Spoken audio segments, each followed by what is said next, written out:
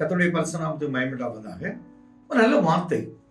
கர்த்தர் உங்களுக்கு ஆயத்தம் பண்ண இடத்துல அவர் உங்களை கொண்டு போய் அமர வைத்து அவர் அழகு பார்க்க, பகல்ல மேக ஸ்தம்பமாக, இரவுல அக்கினி தூணாக, அவ்வளவு அழகா இருக்கும். அந்த வார்த்தையை பார்ப்போம்.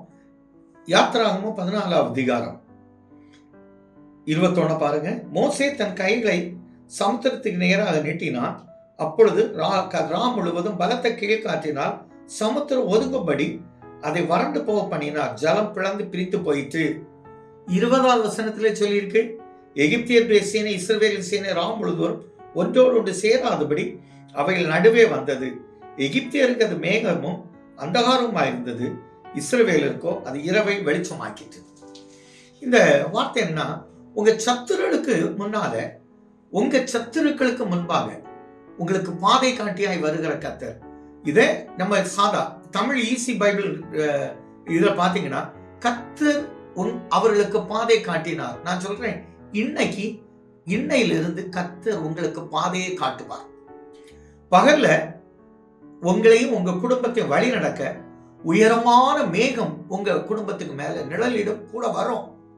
அது அடுத்தவனுக்கு தெரியாது, சத்துருவுக்கு தெரியாது, பகைக்கிறவனுக்கு தெரியாது.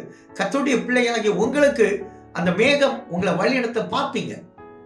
அடுத்த பாருங்க, எவ்வளவு அழகான இரவு வேளையில வழி நடத்த உயரமான ஒரு நெருப்பு தூண். அந்த நெருப்பு தூண ஒரு வீடியோ கிளிப் பார்த்தேன், அழகாந்து. அந்த நெருப்பு தூண் வரும்போது இந்த பக்கம் வெளிச்சம் இருக்கு, அந்த பக்கத்துல எகிப்தியருக்கு காரிருளா இருந்தது. ஆனா இங்க வெளிச்சம் இருக்கிறது அவங்களுக்கு தெரியாது. இந்த வெளிச்சம் எனக்கு, நான் என்ன நினைக்கிறேன், அப்போஸ்தலனாகிய பவுலை சந்தித்த வெளிச்சம் அவரோடு பேசினத கூட வந்தவங்களுக்கு தெரியல, பவுலுக்கு தெரிந்தது. அதே போல உங்களுக்கு கூட கர்த்தர் இருக்கிறத உங்க சத்துருக்கள் கண்டு பயப்படும்படியாக கர்த்தர் செய்வார். முன்னால என்ன இருக்கு? செங்கடல், தடை, இதுதானே பெரிய தடை, போக முடியாது.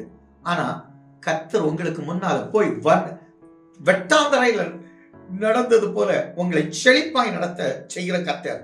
அதுக்காக தான் யாத்திரை 23:20 சொல்லுவார், வழிகளில் உங்களை ஆயத்தம் பண்ணப்பட்ட அந்த ஸ்தானத்துல, அந்த உயர்ந்த இடத்துல, அந்த இன்டர்வியூல, எதுலையும் உயர்ந்த இடத்துல கொண்டு சேர்க்க தூதனை அனுப்புகிறார்.